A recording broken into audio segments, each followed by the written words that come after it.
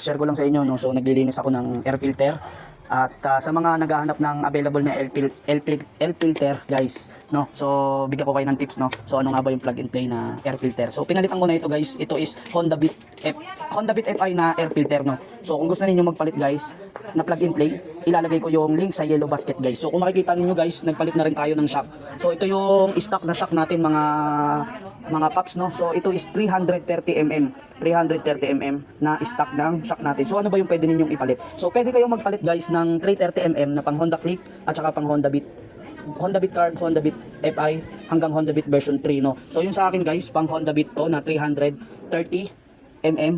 So nung inilagay ko ito, sinakay ko yung asawa ko, so nasa 100 plus kg siya. So sumasayad siya dahil napakalapad ng gulong ko, guys. Pero kung ito yung gulong ko pa rin sa likod is stock, guys, kahit hindi na ako magdagdag ng extension. So makikita ninyo, guys, na nagdagdag tayo ng extension.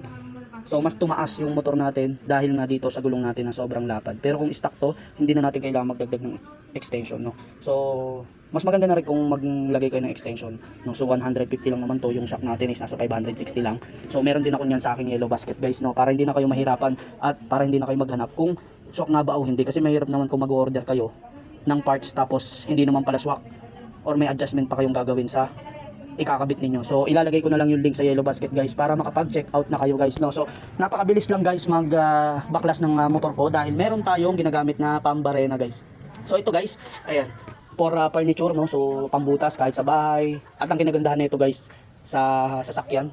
So napakadali lang niyang gamitin, guys, no? Basic na basic. Ako nga hindi marunong gumamit nito, pero natuto lang din ako. And maganda rito, may kasama na siyang dalawang battery, may kasama na siyang mga accessories dyan, ayan, yung kung ano-ano, and may kasama na rin itong bala, guys, pambarena, iba't ibang sukat, no? So ilalagay ko yung link dyan sa yellow basket para makapag-check out kayo. Maganda kasi yan, guys, kaysa gagamit pa kayo ng mga screw. So mahirap, guys, matagal tsaka hassle, no? Lalo na kung mahilig kayo maglinis ng panggilid, mag-change oil, maglinis ng air filter, magpalit ng kung ano-ano, magigpit ng mga tornilyo or magbaklas ng mga bearing. So napakaganda, guys, na meron kayong ginagamit nito. And guys, sa mga pindutan natin, no, sa mga switch, guys, wag niyo munang palitan yung mga pindutan ninyo dyan sa motor ninyo dahil kailangan lamang ninyo na itong WD-40. So sprayan nyo lang, guys, kasi baka marami ng mga alikabok or kinapitan na ng mga dumi.